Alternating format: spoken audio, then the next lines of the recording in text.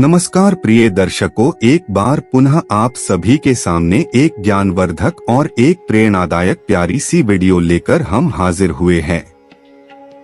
चाहे मर जाना मगर यह 3 बातें स्त्रियों को कभी मत बताना। मित्रों, आज की वीडियो बड़ी ही ज्ञानवर्धक और बहुत ही रोचक है। आज की वीडियो का मकसद है कि कभी भी इन 3 बातों को स्त्रियों को या अपनी पत्नियों को कभी नहीं बतानी चाहिए। जो भी पुरुष ये 3 बातें स्त्रियों को बता देता है तो वह पुरुष सदा के लिए ही करीब रहता है और हमेशा दुखी रहता है।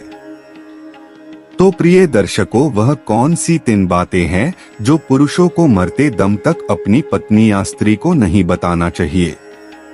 मेरे प्रिय दर्शकों, ये 3 बातें हम आपको एक छोटी सी कहानी के माध्यम से बताने जा रहे हैं। प्रिय दर्शकों, आज की हमारी ये कहानी बहुत ही ज्ञानवर्धक और बहुत ही प्रेरणादायक है। इसलिए आप सभी दर्शकों से आग्रह करते हैं कि आज के इस ज्ञानवर्धक कहानी को, ज्ञानवर्धक प्रसंग को अपने मित्र बंधु तक अवश्य शेयर कीजिएगा ताकि उन्हें इस ज्ञानवर्धक कहानी का लाभ प्राप्त हो सके। प्रिय दर्शकों, अगर आपने अभी तक हमारे इस चैनल को सब्सक्राइब नहीं किए हैं तो सब्सक्राइब जरूर कर ले। तो ज्यादा समय बर्बाद ना करते हुए आज के इस प्रस्तुति को शुरू करते हैं। चाहे मर जाना मगर यह 3 बातों को भूल कर भी मत बताना। प्रिय बंधुओं, प्राचीन समय की बात है। एक नगर में एक राम गोपाल नाम का एक व्यक्ति रहा करता था। राम गोपाल मन से बहुत ही भोला था और बहुत ही सीधा साधा था। मित्रों, उसने अपने जीवन में कभी किसी प्रकार का कोई पाप नहीं किया था और राम गोपाल की जो पत्नी थी थोड़ी भुलक्कड़ स्वभाव की थी और राम गोपाल के छोटे छोटे बच्चे भी थे। प्रिय बंधुओं, राम गोपाल अपनी पत्नी से किसी भी प्रकार की किसी भी बात को नहीं छुपाता था और राम गोपाल अपने घर में अकेले ही काम करने वाला था। जिस नगर में राम गोपाल रहा करता था उस नगर में सबसे गरीब केवल राम गोपाल ही था। उसके अलावा नगर में कोई भी गरीब नहीं था। तो हर कोई राम गोपाल की पत्नी और राम गोपाल का गरीब होने के कारण मजाक उड़ाया करते थे।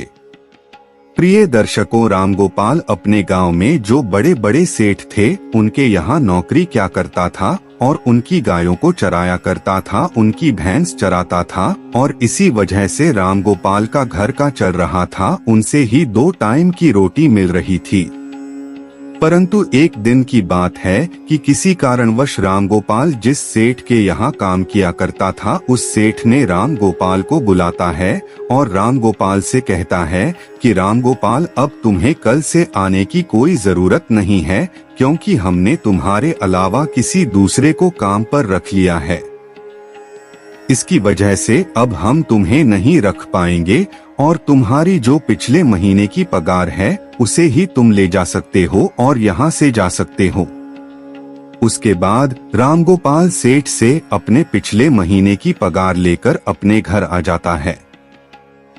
राम गोपाल बहुत ही दुखी होता है और फिर घर आकर राम गोपाल जैसे ही अपनी पत्नी को पैसे देता है तो राम गोपाल की पत्नी बहुत ही खुश होती है। परंतु उसके बाद राम गोपाल जब अपनी पत्नी को बताता है कि मेरी नौकरी छूट चुकी है, अब कल के बाद मैं कहीं नहीं जाऊंगा। उस दिन के बाद से राम गोपाल अपने घर में ही रहता था क्योंकि राम गोपाल के पास अब कोई भी काम नहीं था।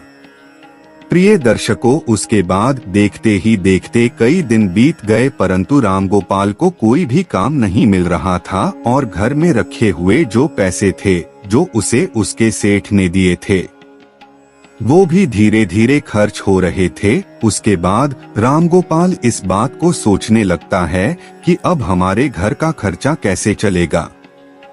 हमारे घर में कमाने वाला केवल मैं अकेला हूँ और मुझे कुछ ना कुछ तो करना ही होगा वरना इस तरह तो हम भूखे मर जाएंगे। दोस्तों, इस प्रकार देखते ही देखते कई दिन बीत गए और फिर एक ऐसा समय आता है जब राम गोपाल के घर में खाने के लिए एक दाना भी नहीं बचता है। रामगोपाल बहुत ज्यादा उदास हो जाता है और फिर मन ही मन अपने आप को कोसने लगता है। और फिर एक दिन की रात को रामगोपाल को अपनी पत्नी और अपने बच्चों के साथ भूखा ही सोना पड़ता है। और फिर जैसे ही दूसरे दिन सवेरा हुआ तो रामगोपाल घर से थोड़ी दूर एक जंगल में जाता है। जंगल में लकड़ियां काटने के लिए जाता है। तो रामगोपाल जैसे ही जंगल में लकड़ियां काटने के लिए जाता है तो रामगोपाल को एक संत दिखाई देते हैं। जैसे ही रामगोपाल को वह संत दिखाई देते हैं तो वह रामगोपाल संत के नजदीक जाता है और फिर संत रामगोपाल को देखकर अपनी आंखें खोल लेते हैं। रामगोपाल उस विद्वान संत को प्रणाम करता है और प्रणाम करने के बाद उनके पैरों में गिर जाता है और कहता है कि हे पितामह गुरुदेव, मेरे घर में खाने पीने के लिए दाना पानी नहीं है, मेरे बीवी और बच्चे भूखे मर रहे हैं। कृपया करें मुझे कोई ऐसा सुझाव दें जिसकी वजह से मेरा घर ठीक तरह से चल सके। प्रिय दर्शकों, इस प्रकार विनती करने के बाद वह संत रामगोपाल की ओर देखता है और वह संत रामगोपाल की ओर देखकर यह पता है कि वह बहुत ही सीधा है। उसने अपने जीवन में आज तक कोई पाप नहीं किया है। उसके स्वभाव को देखकर वे विद्वान साधु रामगोपाल से कहता है कि रामगोपाल, मैं तुम्हें आज ऐसे एक पेड़ के बारे में बताने वाला हूँ। अगर उस पेड़ के नजदीक जाकर तुम उस पेड़ से जो भी मांगोगे तो वह पेड़ तुम्हें लाकर दे देगा। और अगर उस पेड़ का एक छोटा सा भी भाग, छोटी सी भी लकड़ी तुम तोड़ लेते हो या काट लेते हो तो वह सोने में बदल जाएगी और इस तरह तुम अपने घर को चला सकते हो, अपने घर की गरीबी को दूर कर सकते हो। प्रिय दर्शकों, मगर संत रामगोपाल को यह बात भी कहते हैं कि अगर तुमने इस बात को अन्य किसी आदमी या किसी औरत को बताया तो उस दिन के बाद से तुम्हें वह किसी प्रकार की कोई वस्तु नहीं देगा और तुम्हें सब कुछ देना बंद कर देगा। दोस्तों, रामगोपाल तो सीधा साधा था और रामगोपाल उस संत के द्वारा बताए गए उस पेड़ के नजदीक जाता है और पेड़ के नजदीक जाकर रामगोपाल को सबसे पहले अपनी बीवी और अपने बच्चों की याद आ गई। और फिर रामगोपाल सबसे पहले उस पेड़ से, उस वृक्ष से एक बोरी चावल मांगता है। जैसे रामगोपाल वृक्ष से एक बोरी चावल मांगता है तो झट से ही न जाने कहां से एक बोरी चावल रामगोपाल के सामने आ जाते हैं। रामगोपाल एक बोरी चावल को लेकर चला जाता है और घर जाकर अपनी बीवी और बच्चों को चावल खिलाता है और भरपेट भोजन करते हैं। उस दिन रामगोपाल ने अपनी पत्नी को यह नहीं बताया था कि मैं चावल कहां से लाया हूं, परंतु फिर जैसे ही रामगोपाल दूसरे दिन उसके पास जाता है, रामगोपाल उस पेड़ से 5 सोने की मुद्राएं मांग लेता है। और जैसे ही रामगोपाल मांगता है, झट से रामगोपाल को 5 सोने की मुद्रा देता है और रामगोपाल 5 सोने के सिक्के पाकर खुश हो जाता है और अपने घर को आ जाता है। घर आकर रामगोपाल अपनी पत्नी को 5 सोने के सिक्के देता है तो रामगोपाल की पत्नी भी बहुत खुश होती है और उसके बाद रामगोपाल अपनी पत्नी को सारी बातें बता देता है। क्योंकि रामगोपाल की पत्नी ने जैसे ही रामगोपाल के हाथ में 5 सोने के सिक्के देखे तो वे रामगोपाल से पूछने लगी कि आखिर तुम यह कहां से लाए हो। तो रामगोपाल अपनी पत्नी को सारी बातें बता देता है। प्रिय दर्शकों, उसके बाद रामगोपाल अपनी पत्नी से कुछ नहीं छुपाता, मगर रामगोपाल को इस बात का भी पता था कि उसकी पत्नी भुलक्कड़ है। वे सारी बातें अपने पड़ोसियों को बता देती है, जो भी उसे बताता हूँ उसे बता देती है। लेकिन उस बात को भूलकर रामगोपाल अपनी पत्नी को सारी बातें बता देते हैं। उसके बाद देखते ही देखते कई दिन बीतते गए। रामगोपाल इसी तरह रोज 5 सोने के सिक्के उस वृक्ष से मांगकर लाने लगा। और फिर एक दिन की बात है जब रामगोपाल अंत में उस वृक्ष से हजारों सोने के सिक्के मांग लेता है और जैसे ही रामगोपाल मांगता है तो झट से एक बोरी भरकर रामगोपाल के सामने सोने के सिक्के आ जाते हैं। रामगोपाल एक बोरी सोने के सिक्के को अपनी बैल की पीठ पर रखकर अपने घर ले जाता है। दोस्तों, वह सोने के सिक्के पाकर और उस विद्वान संत का आशीर्वाद पाकर रामगोपाल देखते ही देखते बहुत धनवान हो गया।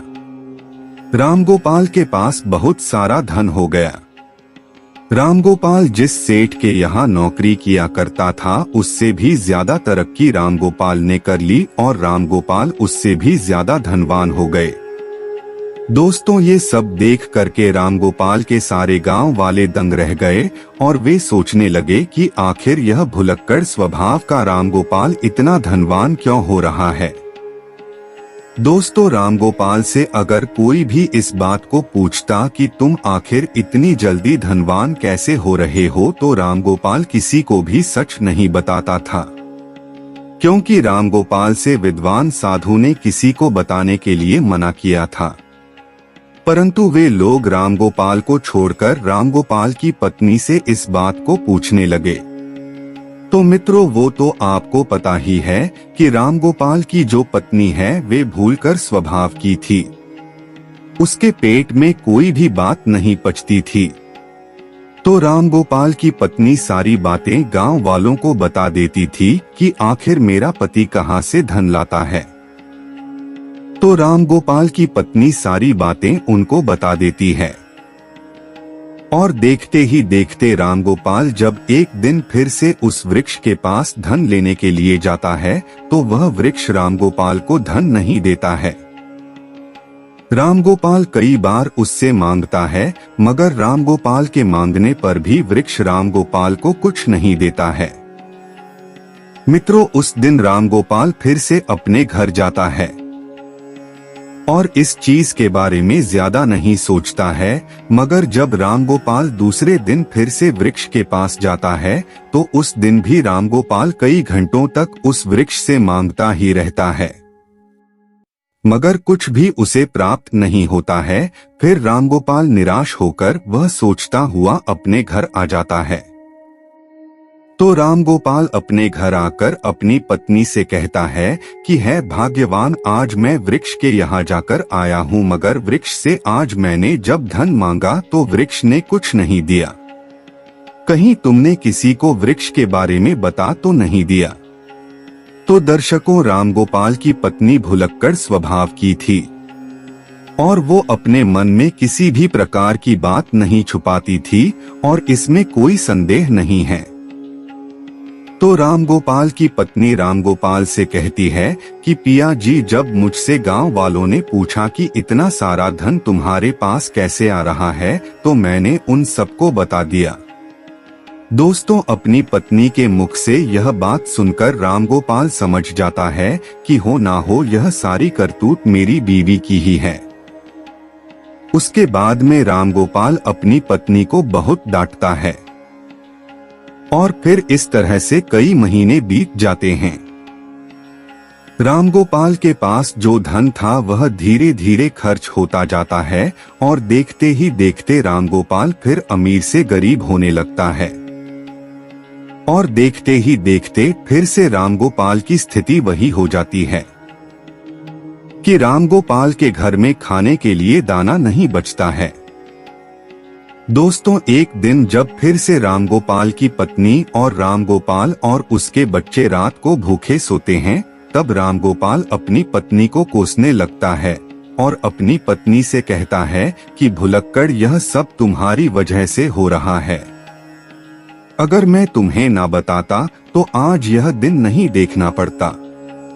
इस प्रकार रामगोपाल अपनी पत्नी से कहता है, मगर मित्रों कहते हैं कि अब पछताए क्या हुए जब चिड़िया। तो इस प्रकार रामगोपाल अपनी पत्नी से कहता है, मगर अब बहुत लेट हो चुका था।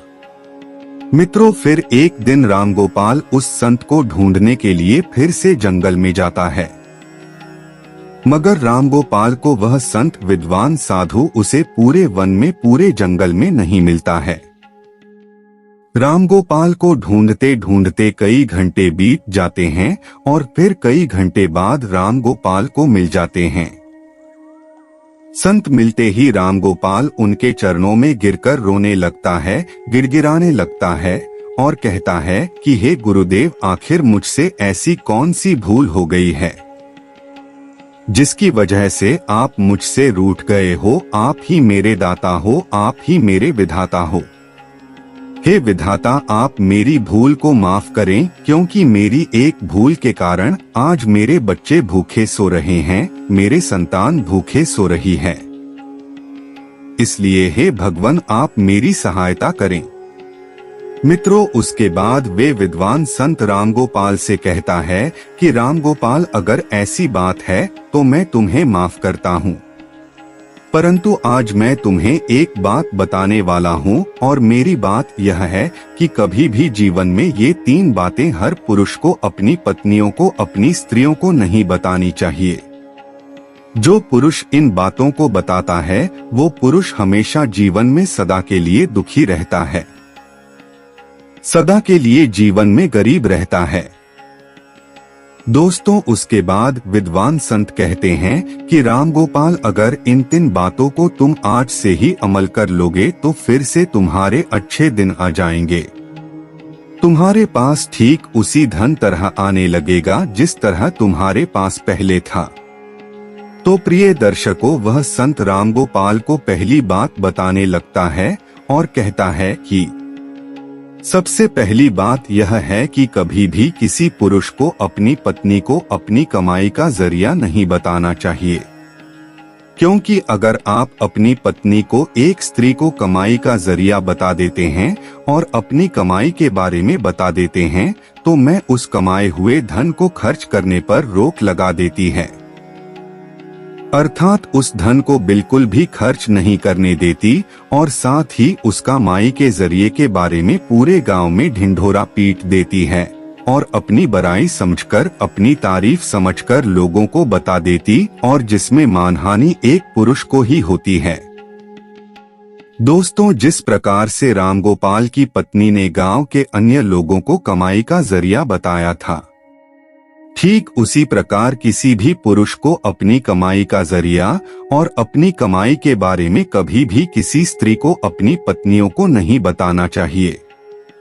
दोस्तों, दूसरी बात कि किसी भी पुरुष को अपनी पत्नी को अपनी कमजोरी नहीं बतानी चाहिए, क्योंकि जो पुरुष अपनी पत्नी को कमजोरी बताता है तो वह खुद फंस जाता है, क्योंकि अगर आप अपनी पत्नी को अपनी कमजोरी बताते हो तो वह बार बार आपकी कमजोरी को पकड़ लेगी और आपसे अपना काम करवाने लगेगी। उस कमजोरी को पकड़कर आपको दबाने लगेगी, और अगर आप अपनी कमजोरी अपनी पत्नी को बता देते हैं तो आप अपने जीवन में हमेशा पछताते ही रहोगे। दर्शकों, इसलिए किसी भी पुरुष को अपनी पत्नी को अपनी कमजोरी नहीं बतानी चाहिए। तीसरी बात कि किसी भी पुरुष को अपनी पत्नी को अपने जीवन में हुए अपमान के बारे में नहीं बताना चाहिए, अर्थात जो पुरुष अपनी पत्नी को अपनी अपमान के बारे में बताता है तो वह पत्नी हर बात बात पर, छोटे छोटे झगड़े पर आपके उस अपमान के बारे में बोलकर, उसका हवाला देकर आपको परेशान करेगी, आपको मजबूर करेगी और बार बार उस अपमान का हवाला देगी, क्योंकि स्त्रियां धर्म और कर्म से बंधी हुई होती है। इनके मन में इनकी अपनी इच्छाएं छुपी होती है और ये अपनी बातों को अन्य लोगों को नहीं बताती है, मगर स्त्रियां दूसरों की बातों को दूसरे तक अवश्य ही बता देती है। इसलिए अगर आप अपनी अपमान के बारे में अपनी पत्नी को बताते हैं तो इसमें आपकी 100% मान हानि होती है। प्रिय मित्रों, ये 3 बातें कभी भी एक स्त्री को अपनी पत्नी को नहीं बतानी चाहिए। तो मित्रों, ठीक इसी प्रकार वे विद्वान साधु रामगोपाल को ये 3 बातें बता देता है। रामगोपाल संत के द्वारा बताई गई 3 बातों पर अमल करता है और उसके बाद में अपने घर जाता है और घर जाकर इन 3 बातों पर अमल करने लगता है। तो फिर देखते ही देखते रामगोपाल के अच्छे दिन वापस आने लगते हैं। मगर उसके बाद में रामगोपाल उस विद्वान संत के द्वारा वही 3 बातों पर अमल करने लगता है और जब अपनी पत्नी को 3 बातें नहीं बताता है तो रामगोपाल फिर से रंग से राजा बन जाता है। तो दोस्तों, इस प्रकार यह 3 बातों को अपनी पत्नी से नहीं बतानी चाहिए। दोस्तों, यह कहानी आप सभी को कैसी लगी कमेंट बॉक्स में जरूर बताइएगा। अगर अच्छी लगी हो तो वीडियो को लाइक और शेयर कर दीजिएगा और कमेंट में जय श्री कृष्ण जरूर लिख दीजिएगा। प्रिय दर्शकों, वीडियो को अंत तक देखने के लिए आप सभी का धन्यवाद। जय श्री कृष्ण।